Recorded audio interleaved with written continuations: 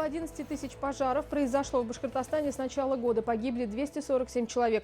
Обсудим прямо сейчас в программе интервью в эфире главного телеканала Республики «Как избежать трагедии». Вместе с нами Раис Арсланов, начальник противопожарной службы Госкомитета Башкортостана по чрезвычайным ситуациям. Раис Мазгарович, здравствуйте. Добрый день.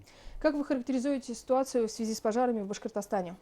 На мой взгляд, сегодня ситуация очень критичная. Мы стоим на пороге того, что сегодня, хотя есть небольшое снижение количества пожаров и количества гибели людей на пожарах, есть довольно большое количество спасенных, но все равно ситуация находится в таком критическом состоянии. Почему? Потому что мы предполагали и усиливали профилактическую работу в связи с тем, что в декабре месяце у нас идет всплеск. Обычно идет всплеск вот этих пожаров. Вот эти устойчивые морозы, которые установились, связаны с этим, с отоплением, перегревом, отоплением, печным отоплением особенно. Плюс нарушение правил эксплуатации электрооборудования, неосторожное обращение с огнем. Вот это привело к тому, что появилось большое количество резонансных случаев пожаров. Впереди новогодние праздники, длинные выходные будут. Ваши рекомендации, возможно, похолодание сильное будет. Опять-таки, это будет люди пользоваться обогревающими предметами, да, обогревателями. Ваши рекомендации, пожалуйста, Раис Мазгарович. Мы неоднократно об этом говорили, о том, что действительно вот новогодние праздники и вот эти декабрьские дни, возможно, да, действительно устойчивая холодная погода, все это приведет вот проблемам, связанным с отоплением, о чем я вот только говорил вам. Но легче пожар предупредить, чем его допустить, потому что связано с тем, что если принять меры безопасности, я думаю, что должны эти праздники пройти безопасно, потому что еще связано с тем, что много людей будет сконцентрировано в определенных жилых домах и так далее. Сейчас связано с такой эпидемиологической ситуацией. Конечно, особо обращать внимание на топку печей. Это одним из распространенных явлений, которые у нас приводит к пожарам, особенно бань.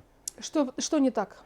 Ну, во-первых, неконтрольное, бесконтрольное, отсутствие контроля за топкой печи. То есть это оставление его, возможно, перекалы печей, плюс ко всему использование ЛВЖ для разжигания печей, когда в холодное время пытается быстрее и так далее, это ощутить, такие вещи есть.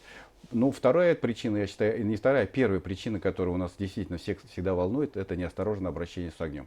Если мы взять статистику, более 50% людей, погибших на пожарах, это погибли из-за случая неосторожного обращения с огнем в состоянии алкогольного опьянения. Это вот недавно баймакский случай, как раз вот на днях произошел в селе Ишмурзино, где употребляли спиртные напитки, и втроем, мама и двое детей, ну они взрослые, конечно, сыновья и так далее, погибли в результате, что один из них где-то не потушил окурок или что-то, и в результате возник пожар, и трое они погибли. И произошла трагедия. Трагедия. Но именно я еще раз говорю, обратить внимание на то, что они были в состоянии алкогольного опьянения.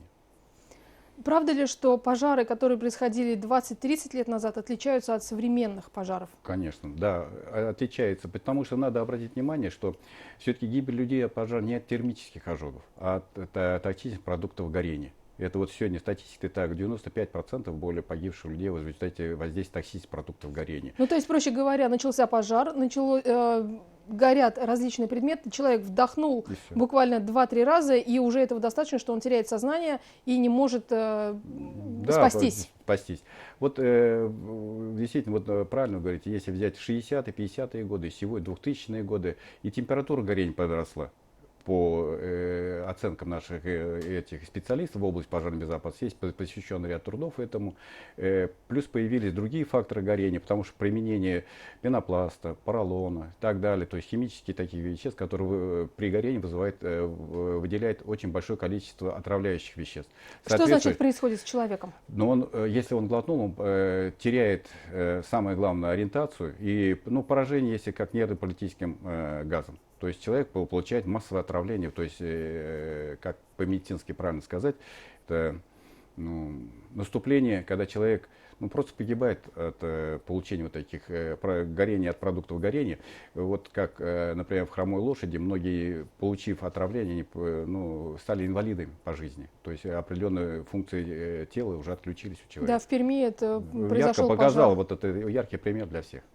Давайте проговорим элементарные правила спасения при пожарах. Я вот знаю, что нужно успеть намочить либо полотенце, приложить к носу, чтобы была возможность дышать, и ползком по полу ниже дыма спастись и двигаться к выходу. Так ли это и какие-то еще вот простые элементарные способы, которые можно запомнить, и они вспомнятся сразу при ЧП?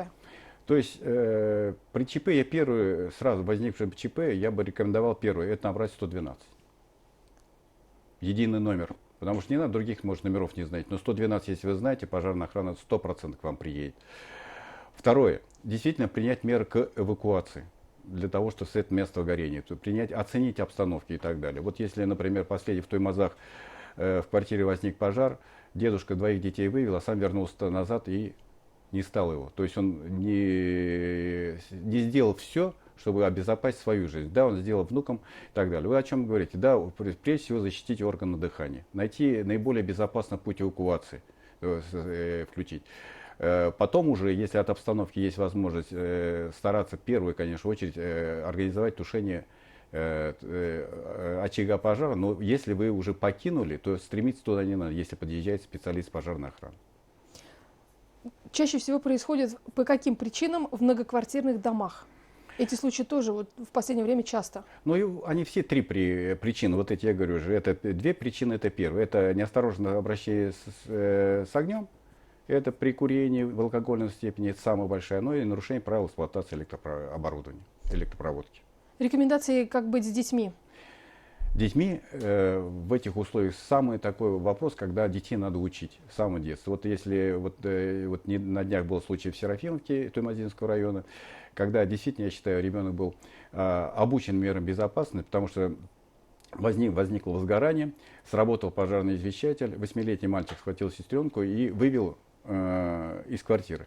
То есть он сам себя спас и спас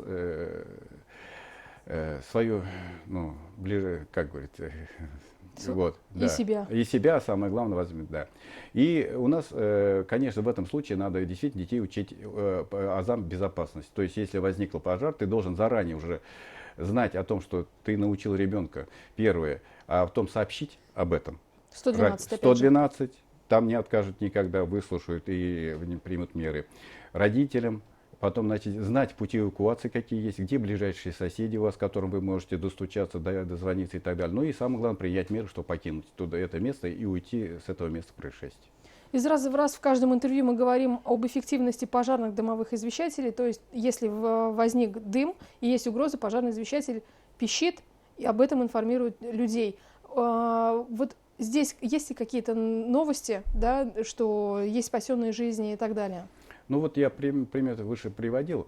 Действительно, у нас только вот за последний вот этот декабрьский период, вот небольшой промежуток времени, у нас уже 5 сработок сработала система пожарной сигнализации автономной, которая установлена за счет средств республики, за счет средств муниципалитетов, которые дали прямой эффект в части того спасения. Больше 28 людей спасены, из них 13 детей. Вот результат только несколько дней работы вот этих извещателей. Ну и, кстати, вот Госкомитет Башкортостана по чрезвычайным ситуациям сообщал о том, что вот буквально на днях сработал пожарный извещатель, установленный около 5 лет назад. Да, действительно так, потому что это первая программа, которая начиналась.